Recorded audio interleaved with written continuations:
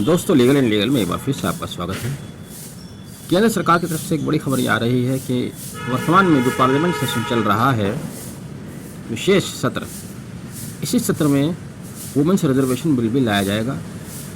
Cabinet से इसको मंजूरी मिल गई है। ये सूचना हालांकि केंद्र सरकार के किसी ऑफिशियल लिंक के द्वारा नहीं आई है, बल्कि केंद्र सरकार में यूनियन मिनिस्टर प्रहलाद सिंह पटेल के एक ट्वीट से ये वापो की स्थिति पैदा हुई है।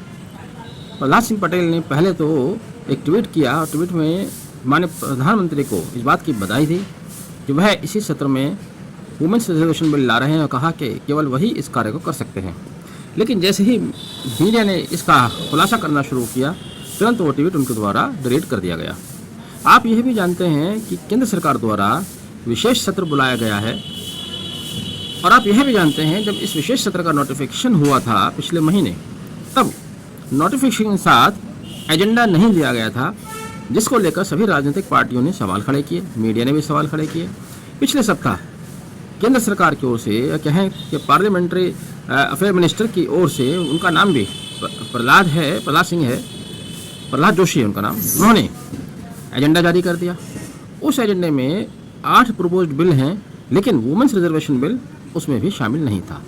अब प्रश्न यह उठ रहा है कि जब एजेंडे में आपको वुमेन्स रिजर्वेशन बिल नहीं है, विशेष सत्र के एजेंडे में नहीं है, तब अचानक ये कैसे मान लिया जाए कि केंद्र सरकार ने, कैबिनेट ने महिला आरक्षण बिल को मंजूरी दे दी है, और इसको कैसे इनकार किया जाए? क्योंकि यूनियन मिनिस्टर द्वारा ट्वीट किया गया है, तो इसको इनकार भी नहीं किया जा सकता और स्वीकार करने के लिए कोई ठोस आधार भी नहीं है। क्योंकि विशेष सत्र के एजेंडे में जहां 8 बिल प्रपोज दिए गए हैं, वहां वुमेन रिजर्वेशन बिल नहीं दिया गया है। वुमेन रिजर्वेशन बिल दरअसल है क्या?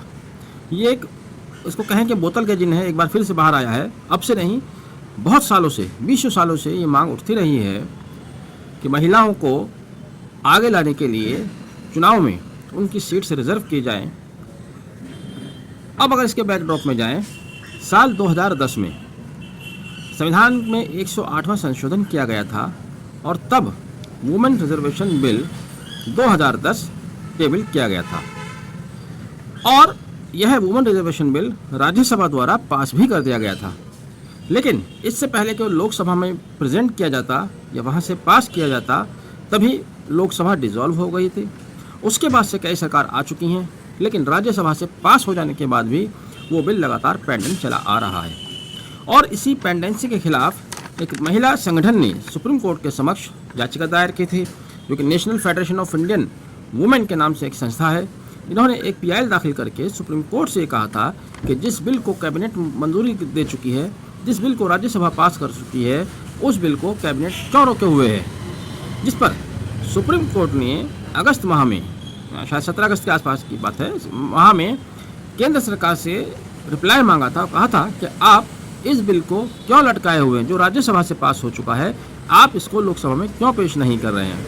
अब केंद्र सरकार के गले की फांस बना सुप्रीम कोर्ट का आदेश। यहाँ से अब आपको स्थिति स्पष्ट हो गई होगी। उधर केंद्र सरकार को सुप्रीम कोर्ट के समक्ष जवाब दाखिल करना ही करना था। अब जवाब क्या दाखिल करेंगे? जो बिल राज्यसभा से पास हो चुका है, जिसके लिए संविधान में 108वां संशोधन किया जा चुका है, उसको केवल लोकसभा में पेश करना रह गया है, तो उसको लोकसभा में पिछले 13 सालों में क्यों पेश नहीं किया गया? ये जवाब केंद्र सरकार द्वारा सुप्रीम कोर्ट के समक्ष दिया जाना था। कोई औचित्य नहीं है, कोई उचित जवाब नहीं है। तो केंद्र सरकार, चूँकि सरकारें हमेशा क्रेडिट की पॉलिसी पर रहती हैं, हर बात चुनाव से जुड़ी होती है। 2024 का चुनाव बिल्कुल करीब है। सरकार ने आपस में सोचा होगा, विचार विमर्श किया होगा, सोचा कि क्यों ना इस बात का भी जाते जाते क्रेडिट ले ही लिया जाए। तो इसीलिए आनंद फानन में कैबिनेट ने विशेष सत्र का एजेंडा जारी होने के बाद, जिसमें उसका जिक्र नहीं किया गया था, यह निर्णय शायद ले लिया है कि क्यों ना वुमेन रिजर्वेशन बिल को भी लोकसभा में पेश कर दिया जाए। राज्यसभा से पास हो चुका है, सुप्रीम कोर्ट में भी जान बच जाएगी, और यहाँ देश और दुनिया में वाहवाही लूटने का भी अवसर मिल जाएगा।